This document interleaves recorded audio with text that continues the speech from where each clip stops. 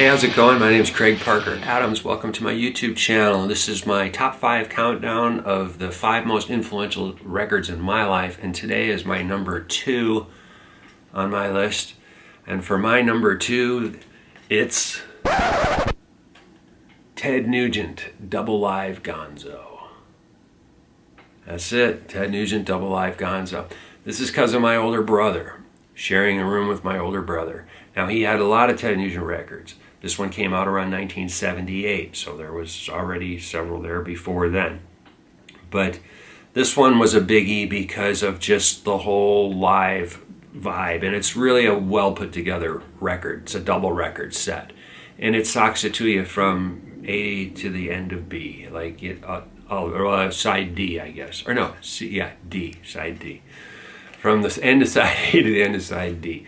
It's a great record. It's a lot of fun. It's big energy. It's what you would expect from Ted Nugent, for those of you who know Ted Nugent. It's his A game. That's how I see it. Just full on. And then you get Derek St. Holmes, which is his vocalist and other guitarist in the band, and who's one of my favorite singers of all time. Just an incredible voice. Just socking it to you throughout. It's just great. Very high energy record. At this time, too, I tie Ted in with Skynyrd,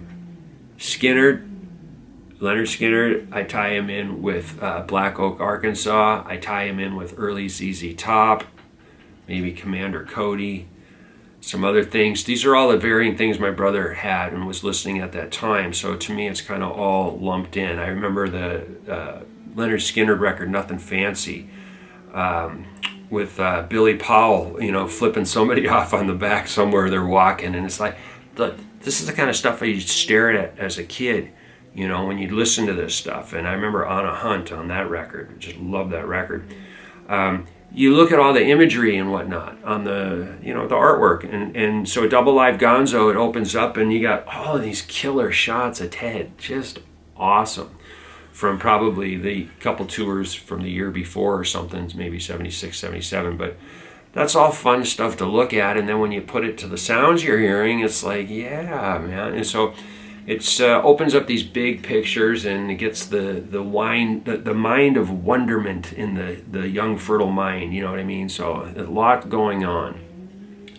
Ultimately, it's just rock, heavy American rock from below the belt. That's really the feel and ultimately what's being conveyed.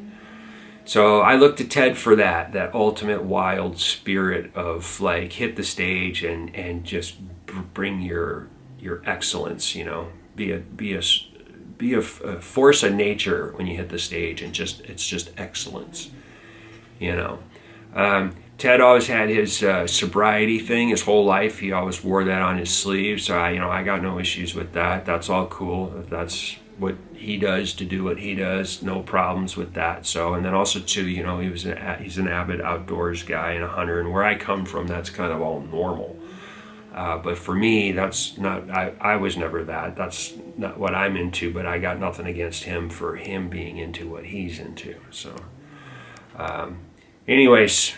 He plugs in that Gibson Birdland, and it's just that low feedback he gets out of that rig. It just rocks the world. Anyways, that's my number 2. I might have thrown you, I don't know. I had to think about it, and it's like, oh yeah, I got to give it to Ted. I can't let that record go by. That was a huge one, and others by him too. But anyways, that's my number 2, which means there's one more, number 1, and that's a week away. So I'll have to figure that out. I don't know what I'm going to select yet. So, but anyways, see you in a week, and that'll be the end of this countdown. All right, have a good one. Bye.